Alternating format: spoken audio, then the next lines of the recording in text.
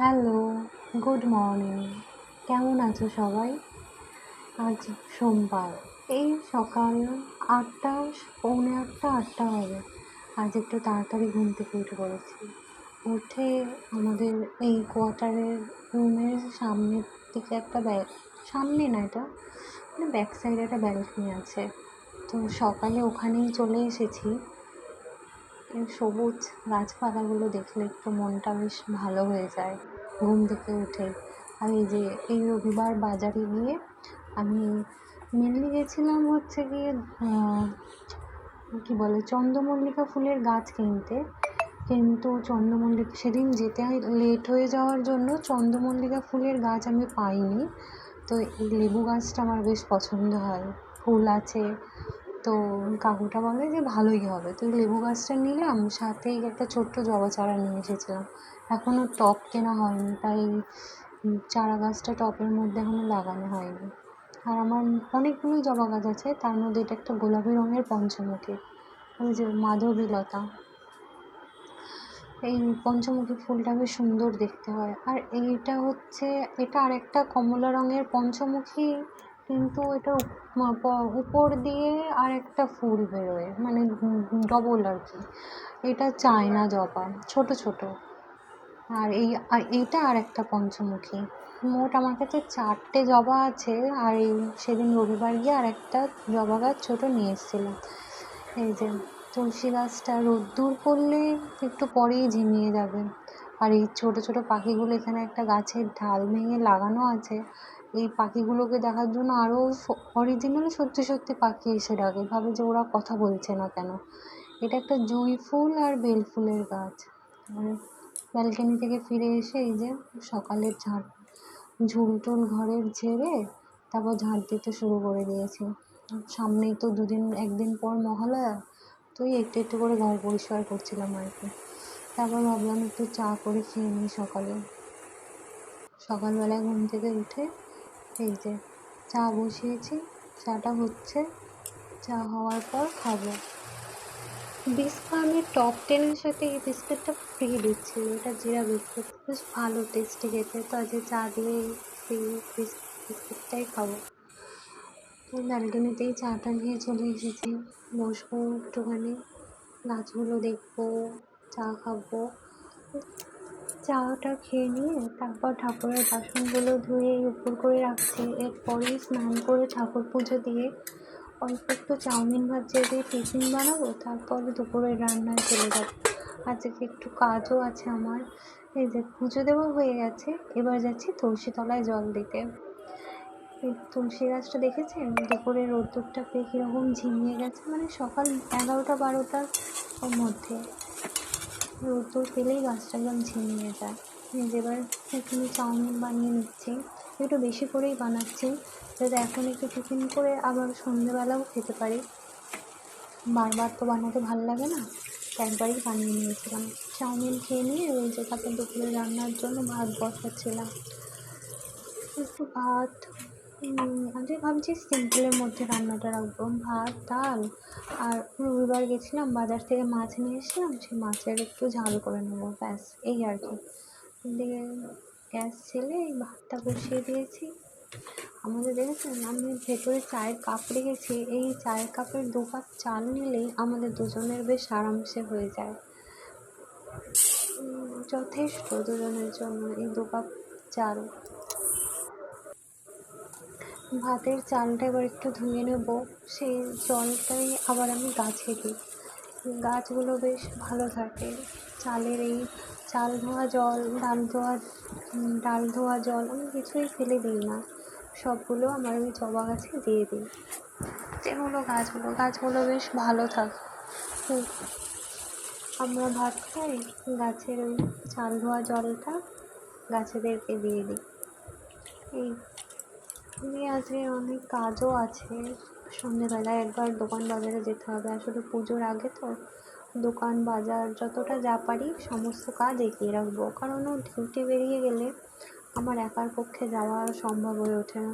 আর আমাদের কোয়ার্টারের রুমটা এমনি 4তলার উপরে, তো প্রত্যেক দিন প্রায় 2-4 বার ওঠানামা হয়েই যায়, তো ভালো লাগে না আর। তো পুজোর আগে আগেই সমস্ত বাজার পাট কমপ্লিট করে রাখবো। বিকেলে একটু মুদির বাজারে যাবো, 1 মাসের মুদির বাজারটা তুলে নিয়ে আসবো। আর এ মাসে তো লক্ষ্মী পুজোও আছে ঘরে, তো লক্ষ্মী পুজোর জন্য যা ভোগের বাজারটা করে রাখবো, মানে খিচুড়ি ভোগ, লুচি ভোগের নাড়ুর জন্য গুড়, এই সমস্ত জিনিসগুলো আজকে সন্ধ্যেবেলায় গিয়ে সব নিয়ে আসতে হবে।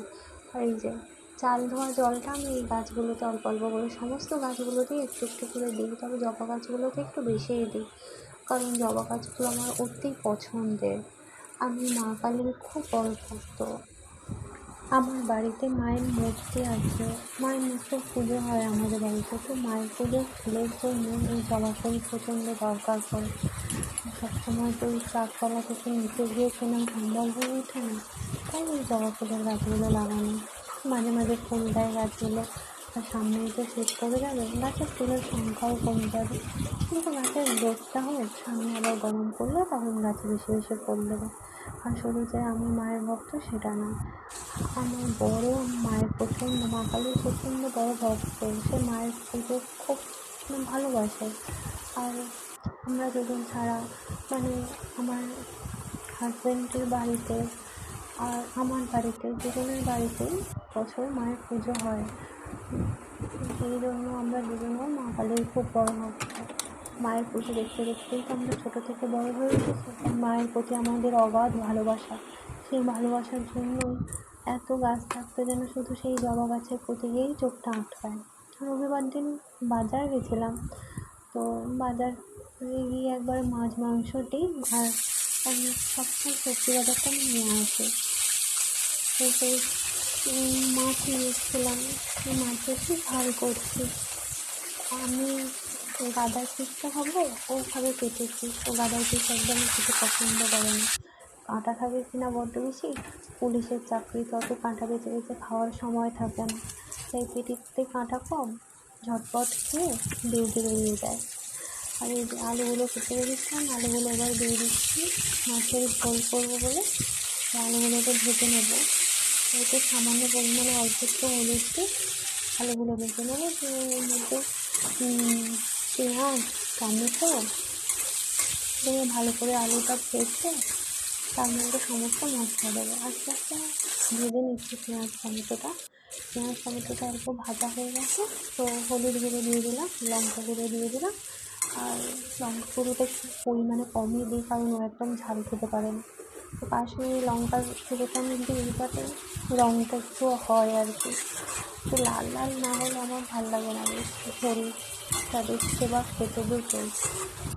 হয়ে গেছে মাছের ঝোল, ভাত, ডাল, মাছের ঝোল আমি বেড়ে নিয়েছি।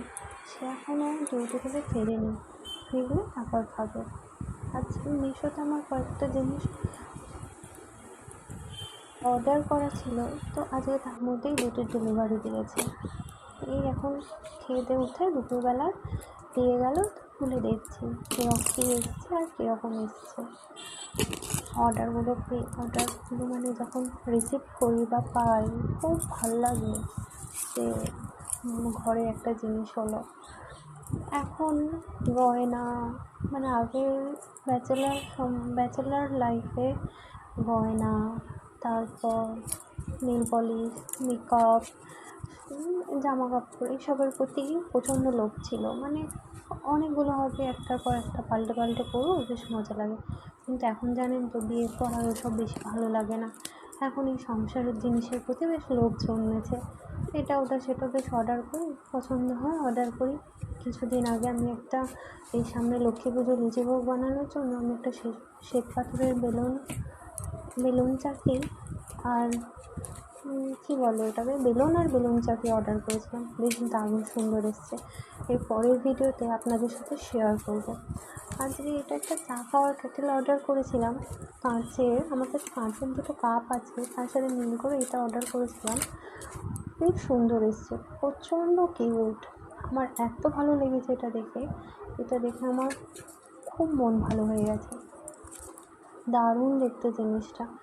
আর প্যাকেজিংটাও খুব ভালো, বেশ সুন্দর করে প্যাকেট করে দিয়ে গেছে, কারণ পুরোই তো কাঁচের, যাতে ভেঙে না যায়।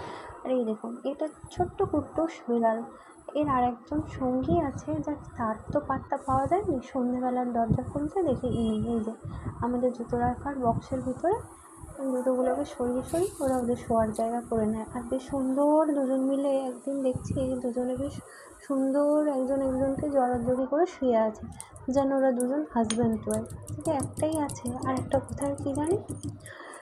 তো সন্ধেবেলায় তারপর সন্ধ্যা দিয়ে একটুখানি চা না হলে যেন ঘুমটা কাটে না।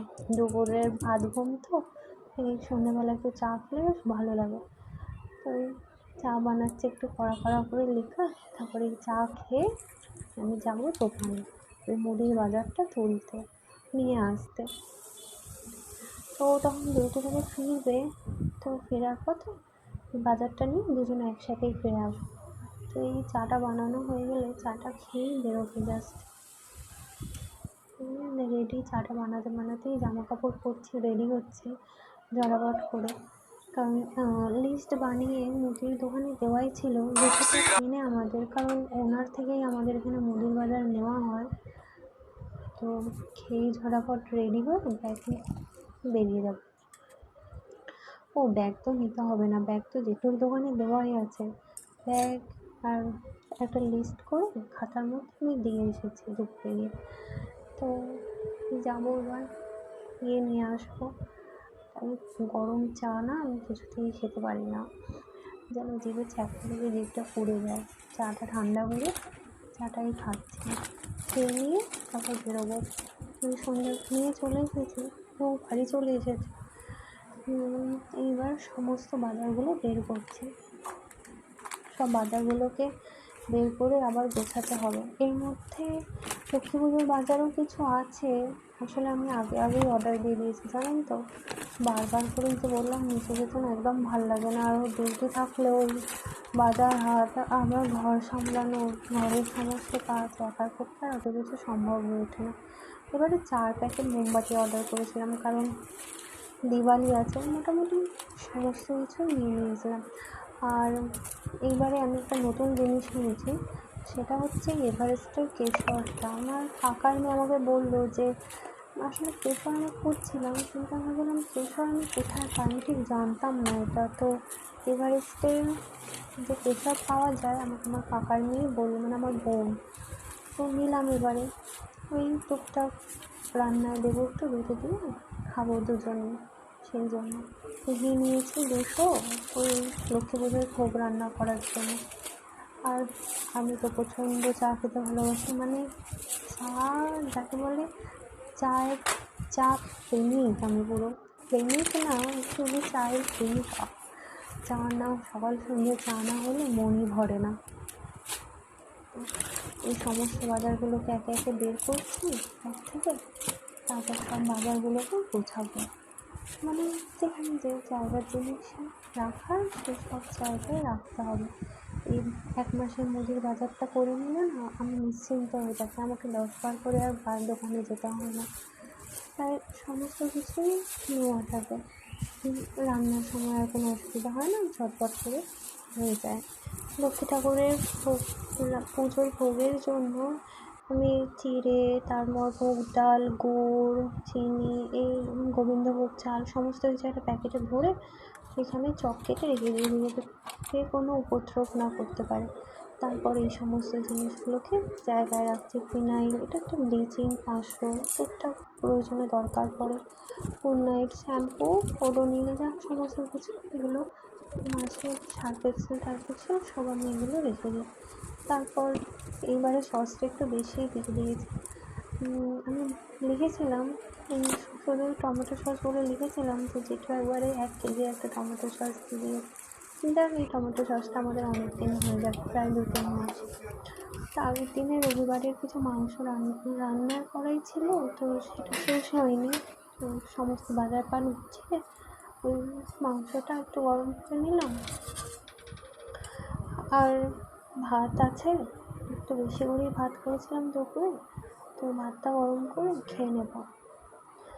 আর মাংসটা যখন গরম করতে বসিয়েছি, মাংসটা গ্যাসে গরম হোক, আর ভাতটা আমি ভাবছি মাইক্রো ওভেনে গরম করতে বসিয়ে দেবো, তাহলে একটু তাড়াতাড়ি হয়ে যাবে, আমার গ্যাসটা কম খরচ হবে।